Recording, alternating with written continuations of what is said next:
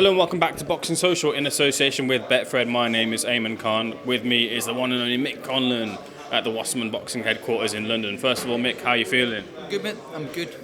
Good to be here. Even better to have you here speaking to you. Mick, the dust has firmly settled on the Lee Wood defeat. You're back in training. I saw the picture. You're looking in fantastic shape under your hoodie there. When can we expect to see you back out in the ring? A lot of people after the back of that fight are anticipating you back out very soon. Yeah, I'm back out August 6th. We're 13 weeks away now, I think. So yeah, back in training, back to get in shape and get back on the horse. What can we expect to see from you in terms of a fight next? Because I was there for your fight in Failure. Big fight, big atmosphere. I've watched you on TV, Lee Wood. Big fight, big atmosphere. It feels like the next fight almost must be like a big fight, big atmosphere too. So what do you expect for yourself? As always, big fight, big atmosphere. It's where it's got to be. We'll keep the ball rolling. I don't think we've gone backward in any sense, and I think the next opponent and stuff will be announced very soon. Is a great opponent for what we're doing. So yeah, I'm excited, mate. I'm looking forward to it. It's good to be back in Belfast. It'll be, and yeah, good. In terms of you kind of like feeling after the aftermath of that fight, Andy caught up with you and you gave us your immediate reaction. But in terms of the time that we don't get to see, the time away from the camera where you're thinking about yourself, you have your thoughts to yourself too. How was it kind of taking that time to kind of get over that loss in a way? Yeah, mate, it was hard. I'm not going to sit here and lie. It was hard to get over the loss. My first time ever being knocked out. And at the same time, when you get knocked out on live TV, it's the most naked you could be to the world. Everybody sees it. All the people on Twitter will take the piss and do things, and it's just the way it is, isn't it? So, I'm good. I'm over it now. I was down for a while, but I understand the mistakes I made, and where I need to.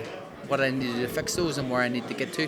So yeah, I'm happy enough. I'm well over it. I'm looking forward to the next steps. Yeah, I think I heard in the previous interview you saying like you kind of study boxing, you watch a lot of it. Was that then a fight that you kind of rigorously studied and looked back at those mistakes and worked on? Nah, I'll do it during this training camp with Adam. We'll sit down and watch. But I haven't fully watched it. I've watched highlights and stuff, and I've seen clips, and I'm happy enough with what I need to do and what I've seen, and I've spoke to Adam who's watched parts of it too, and it's all good. We know the mistakes we made and the things we need to do to improve. So I'll watch in this training camp and I will study it hard. But yeah, it's still hard for me to see it. No, I completely understand that. That's fair enough. Speaking to Adam, he was saying that the rematch isn't obviously likely because Lee Wood and Santa Cruz have been mandated to fight. Your thoughts on that? Do you think it's likely to happen considering Santa Cruz's weight? I don't think it's the weight. I just think that him being PBC and obviously fighting at the heavyweight, I think he could make featherweight no problem. The guy came up from super bantam or bantam, wasn't it? So I don't think he would struggle to make the weight. I think it's just like, what's the point? Really, there's much bigger fights out there for him than Lee at the weight above. Why would he wanna fight him? And I don't know if he will or not. I really doubt it. I would love to see it. I would love to see it happen. It would be great if it does happen, but hard to see. If it does, who would you favour? I'll back Leo. I would. I'll be honest. I'll back Leo. As you've seen, for 11 and a half rounds, took Lee to school. So I rate him as being resilient and tough. But in terms of the boxing stuff, I think Leo's a better fighter.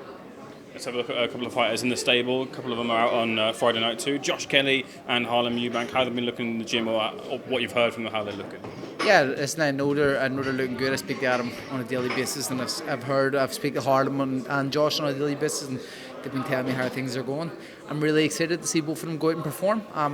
Harlem's in a fight where I think he can shine with an opponent like Masherdal, who's coming to win, who's tough, who has lost so much in life and does not want to lose this opportunity. So it's going to be a hard fight, but I think you'll see him shine. He's always improving, and he's really dedicated. One of the most dedicated people I know. In terms of Josh, he's excited to get back in the ring, and I'm excited to see him back in the ring. He's an awful lot to prove since his last fight. People have kind of forgot about him, so to say, because it's been so long. And I think on Friday night you're going to see him going in and trying to make a statement. Let's take a look at a couple of the things I want to get your take on. First of all, talking about Irish boxing, talking to you, we've got to talk about Katie Taylor, who she's already got legacy, she's already defined it, but if you want to say icing on the cake, well, however you want to put it, a brilliant fight and a victory against Amanda Serrano. Both ladies put on a brilliant fight. Unbelievable fight. What a fight. Potentially fight of the year. It's just, she's a great person, a great human being, and Amanda is great as well. Both have been such great advocates for women's boxing, but in my opinion, there's been no better advocate in the world for women's boxing than Katie Taylor. What she's done for the sport, she got it in the Olympics, she won so much in what she's won, and she's just always just achieving. And the closest person I know to a saint, and that's not a lie. So I'm really looking. I'm really happy to see her achieve what she wanted to achieve. And of course, you can't not get your thoughts on Canelo having lost. A lot of people calling it upset, a lot of people not calling it upset and saying it was. You could see it happening, but Bivol got the victory and he looked really good.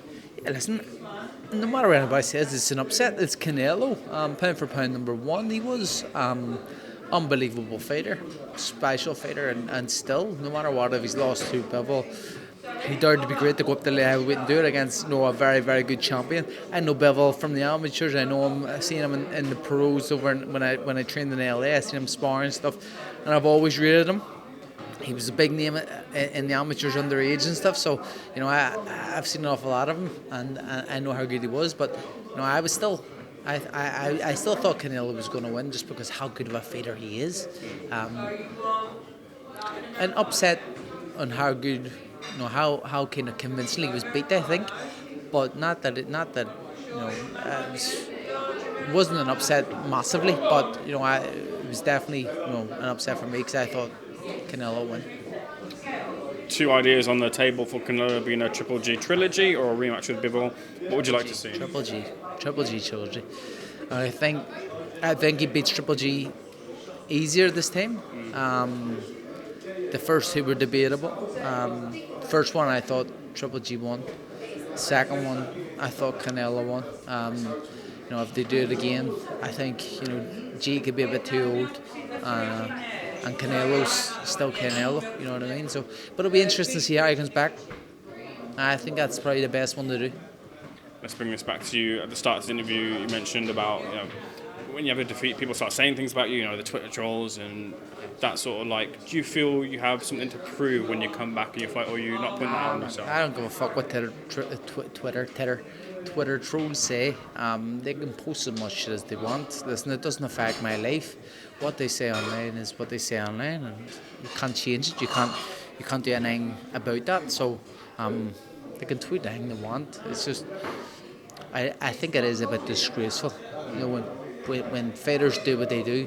You see it all the time when a fighter loses, and the way people jump on it and criticise and make a mockery of it when they couldn't do a percentage of what fighters go through, and they couldn't go through any of that. So listen, it's a sport. We're going to have people being dickheads all the time, and nothing to do with it, so just roll with it. Roll with it indeed, and we'll roll on to you coming out very soon. Thank you so much for speaking to Boxer Social, Mick. All the best.